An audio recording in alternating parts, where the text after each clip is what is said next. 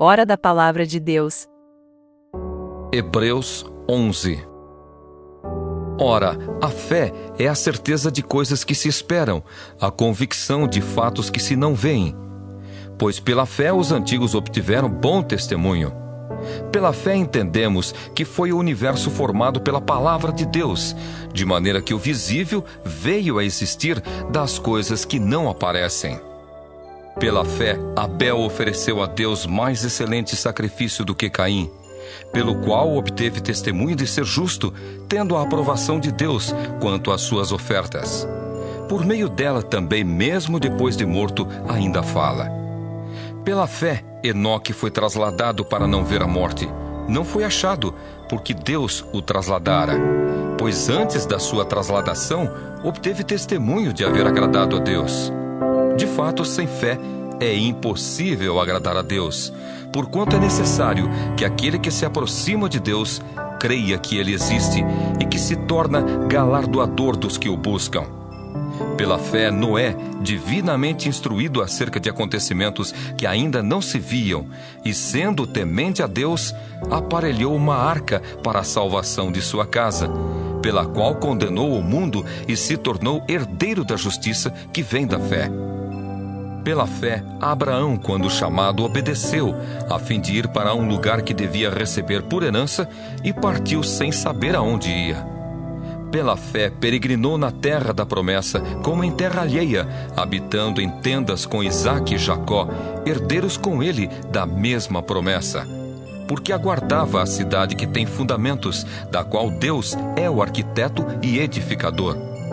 Pela fé, também a própria Sara recebeu poder para ser mãe, não obstante o avançado de sua idade, pois teve por fiel aquele que lhe havia feito a promessa.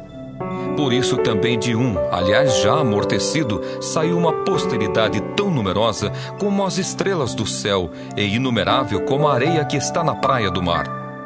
Todos estes morreram na fé, sem ter obtido as promessas, vendo-as porém de longe, e saudando-as, e confessando que eram estrangeiros e peregrinos sobre a terra. Porque os que falam desse modo manifestam estar procurando uma pátria. E se na verdade se lembrassem daquela de onde saíram, teriam oportunidade de voltar. Mas agora aspiram a uma pátria superior, isto é, celestial. Por isso Deus não se envergonha deles, de ser chamado seu Deus, porquanto lhes preparou uma cidade. Pela fé, Abraão, quando posto à prova, ofereceu Isaque. Estava mesmo para sacrificar o seu unigênito, aquele que acolheu alegremente as promessas, a quem se tinha dito: em Isaque será chamada a tua descendência. Porque considerou que Deus era poderoso até para ressuscitá-lo dentre os mortos, de onde também, figuradamente, o recobrou. Pela fé, igualmente, Isaque abençoou a Jacó e a Esaú, acerca de coisas que ainda estavam para vir. Pela fé, Jacó, quando estava para morrer, abençoou cada um dos filhos de José, e, apoiado sobre a extremidade do seu bordão, adorou. Pela fé, José, próximo do seu fim, fez menção do êxodo dos filhos de Israel, bem como deu ordens quanto aos seus próprios ossos. Pela fé, Moisés, apenas nascido, foi ocultado por seus pais durante 3 meses, porque viram que a criança era formosa. Também não ficaram amedrontados pelo decreto do rei. Pela fé, Moisés, quando já homem feito, recusou ser chamado filho da filha de Faraó, preferindo ser maltratado junto com o povo de Deus a usufruir prazeres transitórios do pecado, porquanto considerou o opróbrio de Cristo por maiores riquezas do que os tesouros do Egito, porque contemplava o galardão.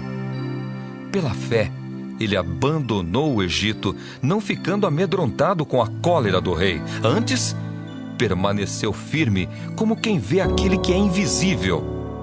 Pela fé, celebrou a Páscoa e o derramamento do sangue, para que o exterminador não tocasse nos primogênitos dos israelitas.